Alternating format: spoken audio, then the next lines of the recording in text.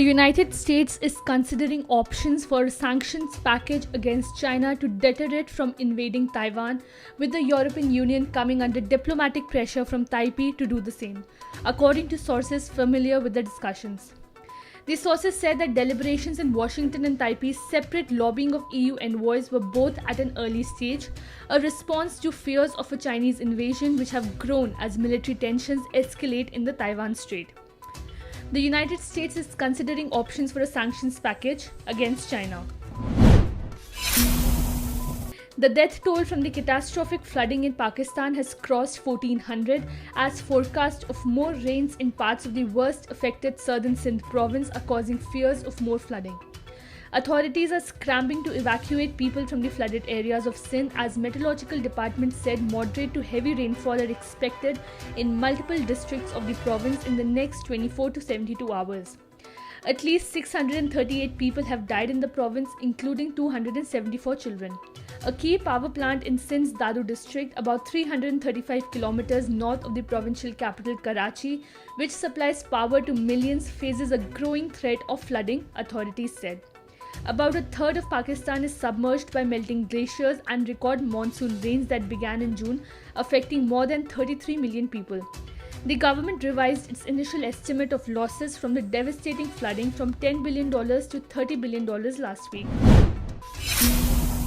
South Korea levied millions of dollars in fines on Alphabet's Google and Meta platforms for privacy law violations, authorities said on Wednesday, as Meta considers fighting the decision in court.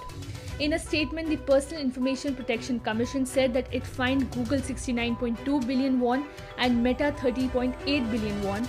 Google did not have an immediate comment. A Meta spokesperson said, "While we respect the Commission's decision, we are confident that we work with our clients in a legally compliant way that meets the processes required by local regulations. As such, we do not agree with the Commission's decision and will be open to all options, including seeking a ruling from the court."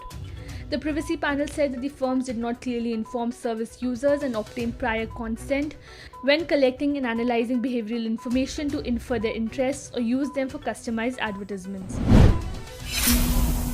The Twitter shareholders have approved Tesla CEO Elon Musk's $44 billion offer to buy the social media platform. It means that Twitter will now try to force Elon Musk to buy the company in the courts. The tally came during a shareholder meeting on Tuesday that lasted just minutes. With most of the votes having been cast online, the bulk of Twitter's shareholders voted in favor of Musk's buyout offer of $54.20 per share, which he had made in April before terminating the deal in July, citing the inaccurate representation of spam accounts on the platform.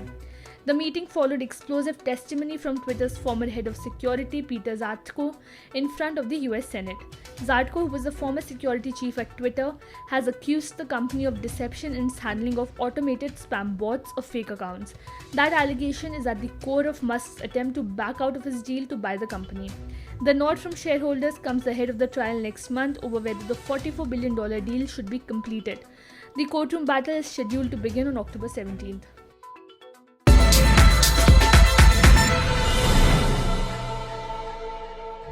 Subscribe to Oneindia channel and never miss an update.